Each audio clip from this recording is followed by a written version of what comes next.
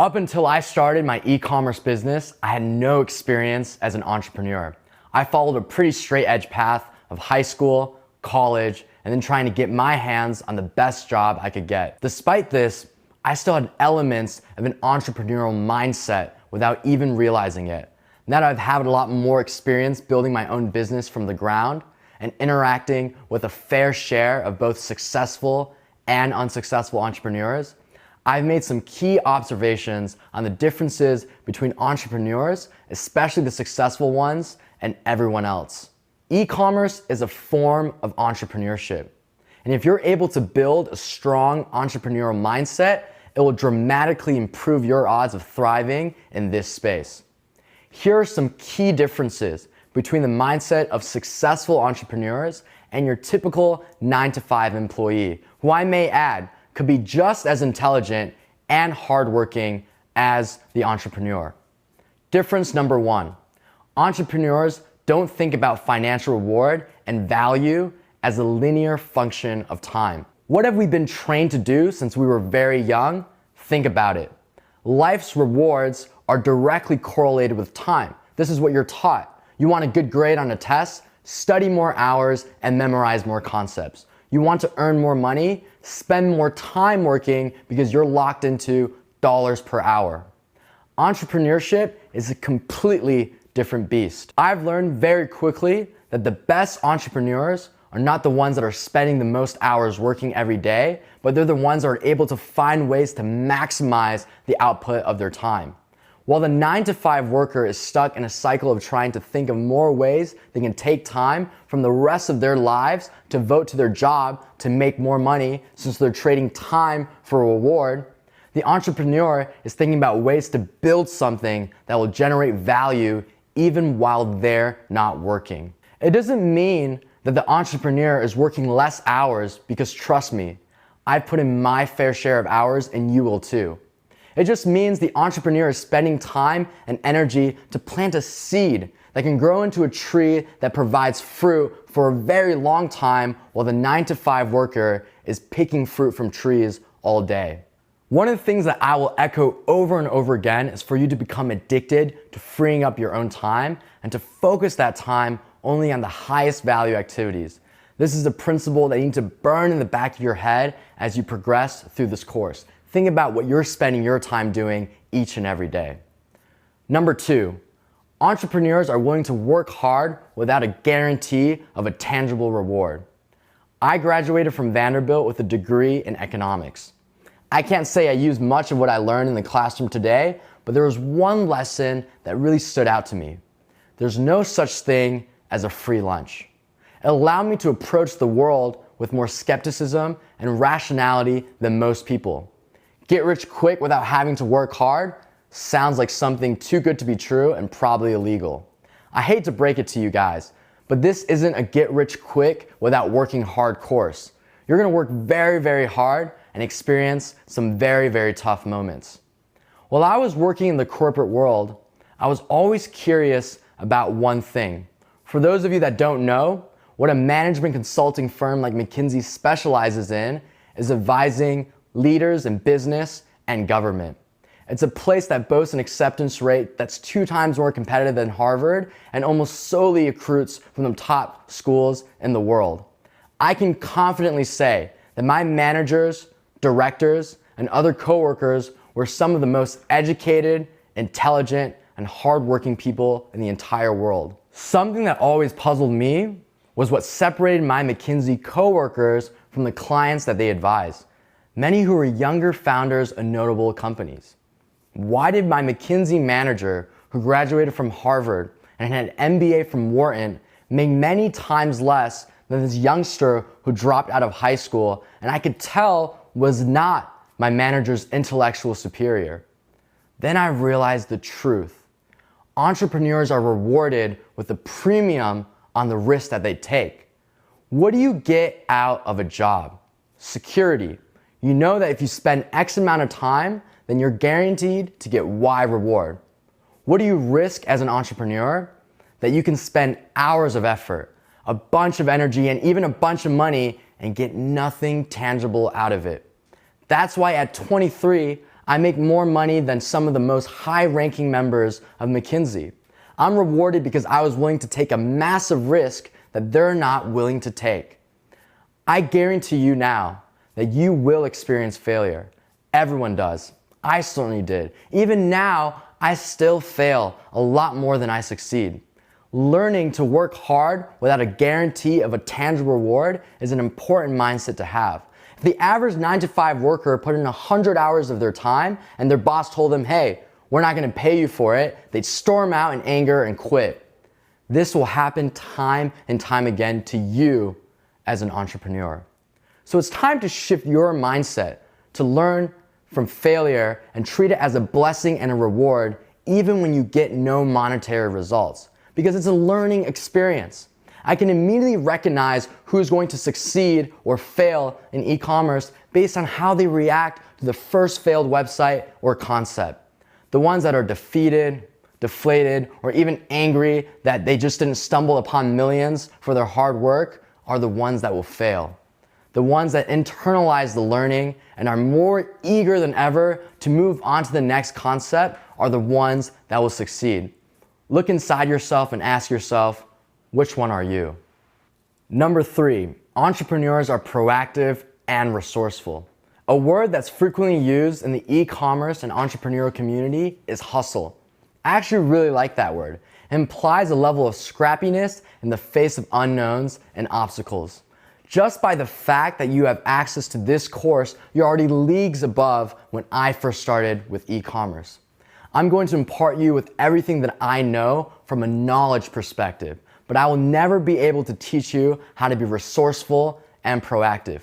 If you were thinking you get a step-by-step guide that you just follow, watch every single video, at the end of it all, you just be gifted $1 million from the heavens, then you're dreaming.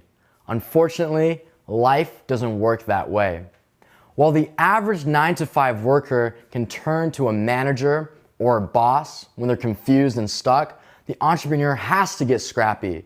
In a weird way, every new business venture is an attempt at solving problems that the world has never solved before. Sure, someone like me can give you advice based on my experience, but at the end of the day, it's just advice. There's no 100% answers. You need to be resourceful and proactive. If there's a gap in something that I discuss, go and try to find the answer yourself. If you can think of a better way of doing something than even I covered, go out there and put it to the test. Remember, I didn't have any course or mentor or coach when I started, but I was extremely resourceful. When I was too broke to afford an accountant to calculate profits, I learned Excel through YouTube and built my own cash flow model. When I didn't know how to make my first advertisement or creative, I spent hours watching YouTube courses on Photoshop so I could learn how to bring my visualization to life. You guys have the luxury of having me as a coach, mentor, and a support resource. This doesn't mean that you get a pass to not use your brain. Before you reach out to me or anyone else in the community for help, try to find your own answer through research or taking the time to think through your options. I can often tell who is going to succeed and fail just by the type of questions they ask and how they ask them. Meet student A. His Facebook ad performance hasn't been too hot, and he asked me, Kevin, my performance on Ad Manager has declined. What do I do? Please help, I'm really worried.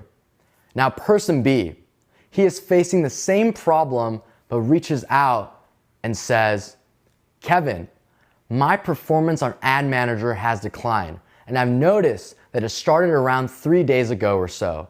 I also noticed that my CTR has declined and my frequency has gone up, so it's probably due to creative fatigue or audience fatigue. I'm thinking I should expand my creatives and targeting.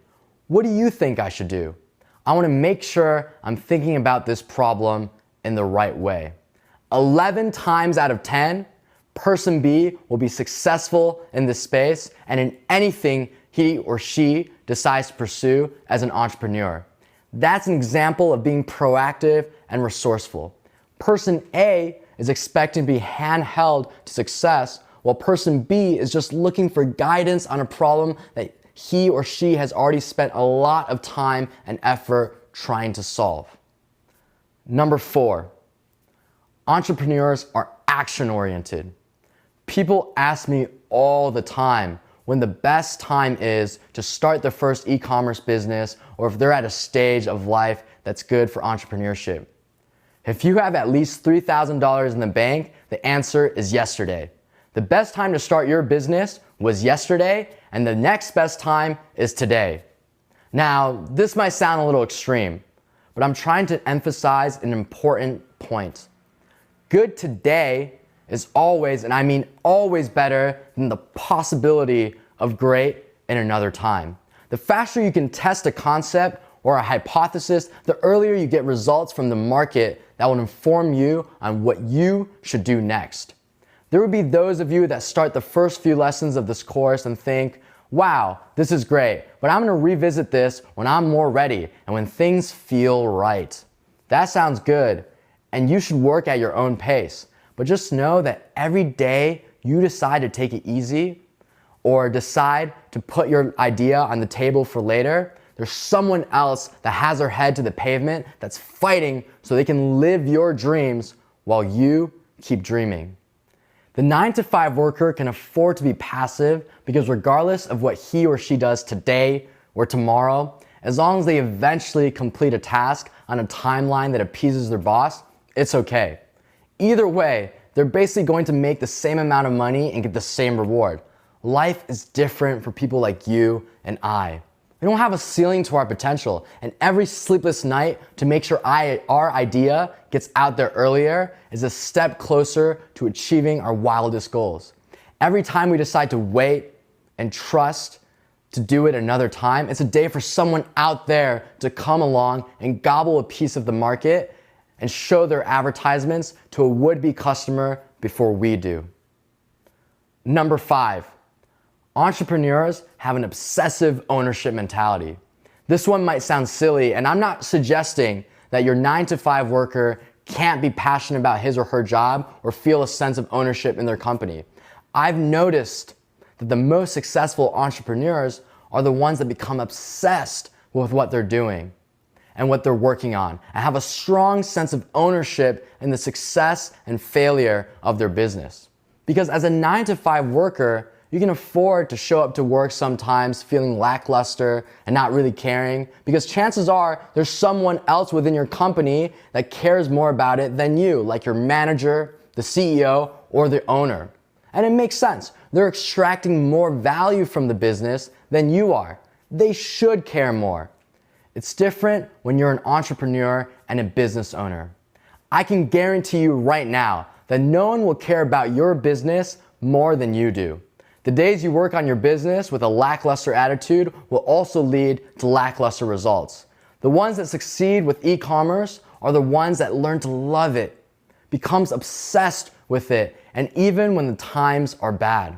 I remember when I first started e-commerce, I felt like I couldn't get enough of it. I didn't want to hang out with my family or my friends. Honestly, the prettiest girl could walk by and I wouldn't even bat my eyes because there's no sexier curves than the sales curves on my screen. I was obsessed even though I wasn't making any money.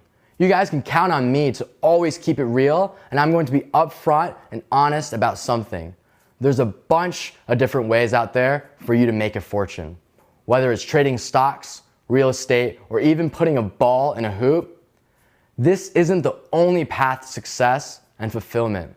Since you're committing to e-commerce, I want you to make sure this is really what you want to do and is something that excites you. Even today, I get butterflies and feel like a little boy before Christmas when I launch a new product or craft a new ad strategy.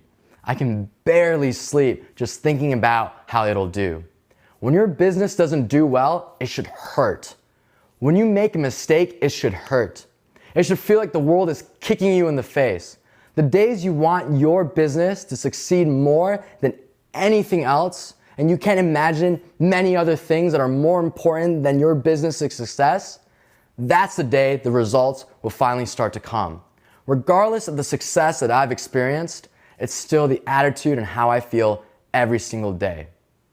So these were 5 essential mindset shifts that I want you to think about and embrace. These things, more than anything else, will be the fuel for your success in e-commerce. I want you to do some meditating and deep thinking today.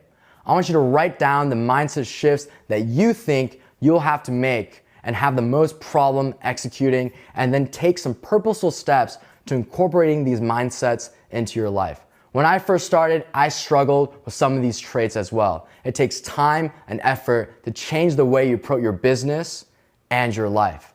But these changes are the ones that are gonna help you accomplish incredible things.